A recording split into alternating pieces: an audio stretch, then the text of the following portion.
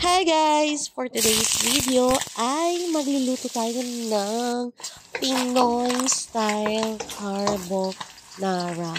Alam moms, ayan, ito yung favorite ng anak ko kasi medyo mas may yung pakiramdam ko siya yung aking assistant at requested niya ito. Niya, super duper na daw niyang miss na miss yung aking carbonara. Pero sabi ko, hindi masyado yung panglasa ko. O, kaya ikaw na mag-taste test. Kaya, nag-assist din siya sa akin. Ayan, siya yung para marunong din magluto yung ating mga anak, diba? O, kaya yan, siya yan ng super easy at dali lang ito, guys. Siyempre, unahin natin yung ating bacon. O, ayan na. I-fry natin yung bacon natin.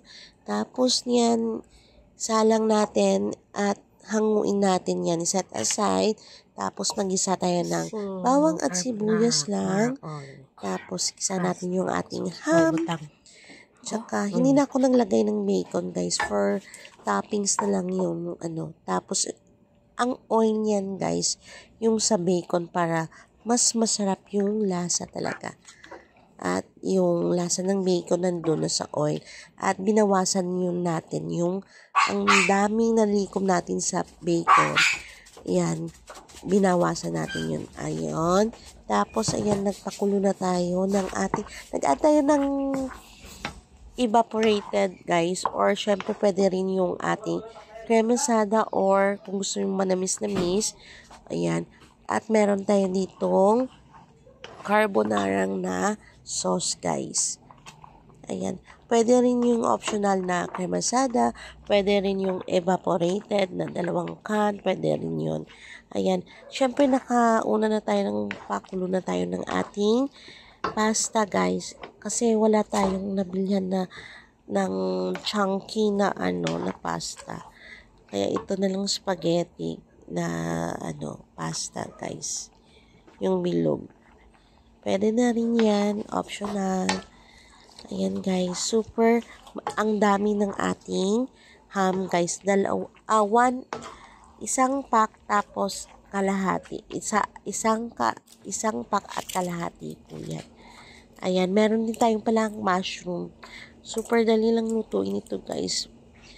In just mga 15 to 20 minutes, guys, maluluto na. Kasi yung ating carbonara yung ating pasta is around 10 to 12 minutes. Ayan.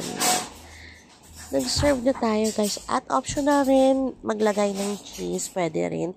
At pwede rin maglagay ng basil. Naglagay kami dyan ng basil, guys. Dried basil pala. At ang sarap, nag-add flavor po yan. Ayan, sobrang dali lang po yan. Kaya magluto na tayo ng Pinoy style. Gusto ng anak ko medyo matamis-tamis yan. Kaya ganyan, guys. Kaya masarap yung gamit namin. Ayan, nagtapis na tayo ng bacon. Diba? Ang sarap nito, guys. At niluto ko pala yung mga 400 grams lang po yan ng spaghetti. Tamang-tama sa isang can ng cremosada at isang pouch ng carbonara sauce. Ayan, may toppings. Ayan, guys, thank you for watching. Please don't forget to like and subscribe to my channel. Bye!